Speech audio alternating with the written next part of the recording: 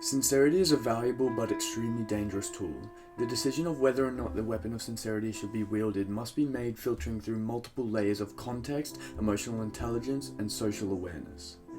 Let's imagine for a second your mate has just lost the love of his life. She met someone who could backflip. Wow. You can't really blame her. He was always fighting a losing battle, right? Anyways, he just lost the love of his life. Gotta feel sorry for the dude. But what if you found out that the entire time your mate and this girl were together, she was also doing backflips on this other guy?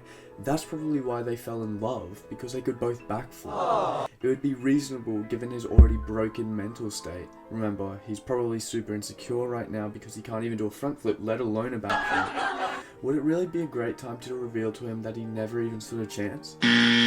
No, probably not. I don't think so anyways. Have you ever had that happen to you? It's not fun.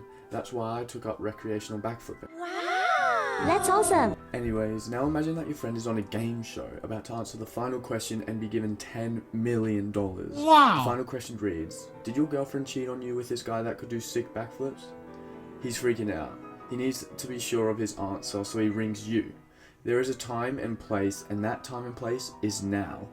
You need to do the right thing and tell your friend the truth. Even though it hurts, you are sincere to your friend and he appreciates you for it. There may be some other examples of when it is and isn't appropriate to be sincere, but I can't really think of anything else. That's the only thing that springs up to mind right now.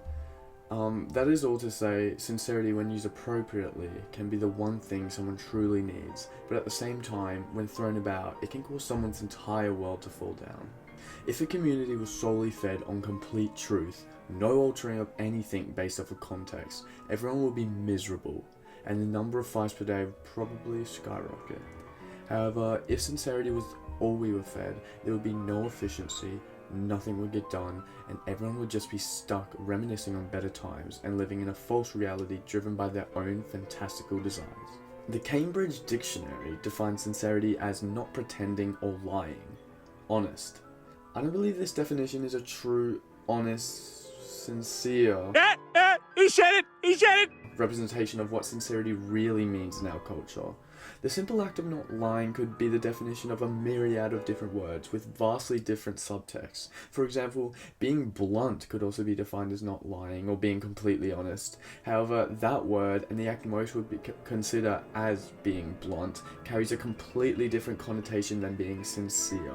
In my professional opinion, the term sincere is much more nuanced than simply telling the truth. In fact, I would almost argue that one could be sincere without telling the truth.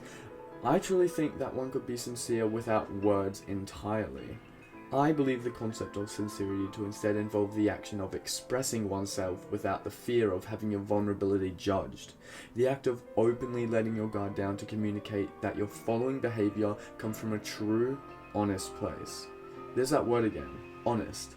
So I suppose that, although honesty does play a part in what I would consider sincerity, the true honesty comes less from the objective truth of the words and more about where the action came from.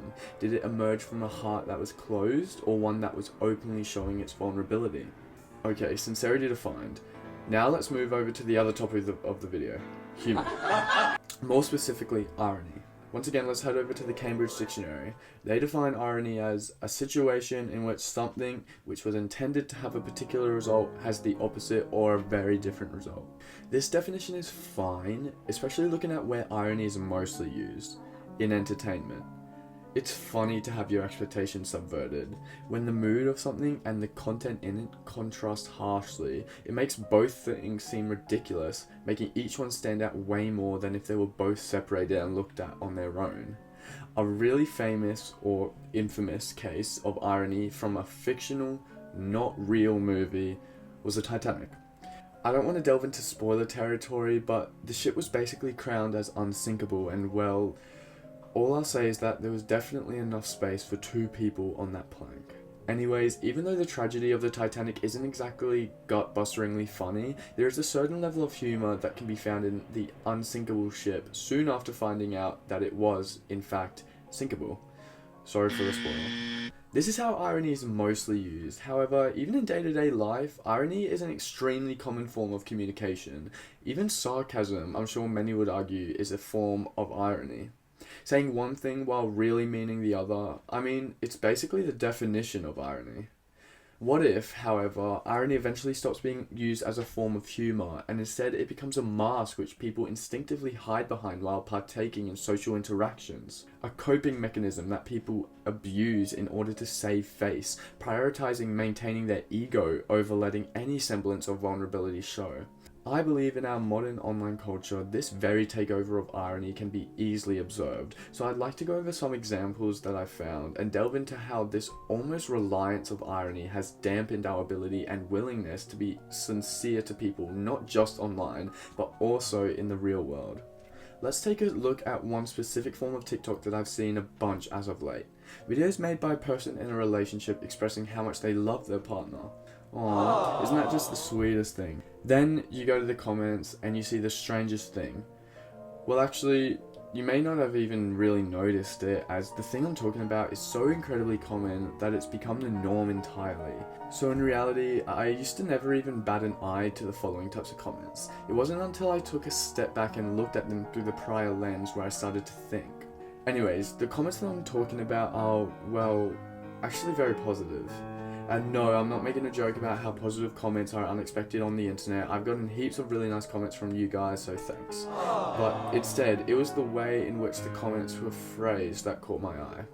Comment after comment after comment of positivity masquerading behind fake insults, funny images, and other comments which said something negative but really meant something positive. Wait, I've seen this definition before. Irony. Irony blanketing positive statements in order to delegate the emotional vulnerability of the poster. Here, in this very comment section, I've just come across an entire army of people who beautifully demonstrated the irony poisoning that has infected our modern culture. Even so, I know you're thinking, what's the harm in having a laugh? We don't have to be serious all the time, and I 100% agree with you. Absolutely. I started this video explaining how there's a time and a place for sincerity, and I would be inclined to agree that perhaps the comment section of a TikTok video of some random happy couple is not an environment that demands sincerity. However, I believe this irony poison has seeped its way out of the places online where it's accepted, encouraged even, to be unserious and playful, into the places online and in real life that would be greatly benefited by a respectful dose of sincerity. Believe it or not, I have friends. I love my friends very much, and we've been friends for a very long time. I feel so incredibly comfortable with them, but even then, we hardly ever talk about serious things. And when we do, the second it ever dips into that threshold where the vibe is threatened to be flipped, someone always makes a sharp quip, or if it's online, sends a funny picture, making sure that the atmosphere never delves too deep into a point which would require all of us to fully expose ourselves. Of course, we've had those moments, we've had many of them, and they're nice. Sometimes they are needed. But I can't help but think without this irony poisoning that has affected our culture, moments like these wouldn't be so few and far between. Somehow this fear of vulnerability has seeped its way into even the most intimate relationships in our lives. There is a fear, especially online, that if one is to show their vulnerability or sincerity in an environment where it's not accepted, that it will be mercilessly clowned. And it's true. You can see it all the time. The whole "I'm not reading all that" meme, while initially funny, just started getting plastered under any comment that had more than 10 words in it, further perpetuating this toxic culture.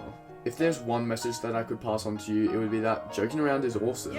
No relationship would work without fun. However, there will always be a time where sincerity is the only option. So don't be afraid of letting your guard down. Also, learn how to backfill. Bye bye.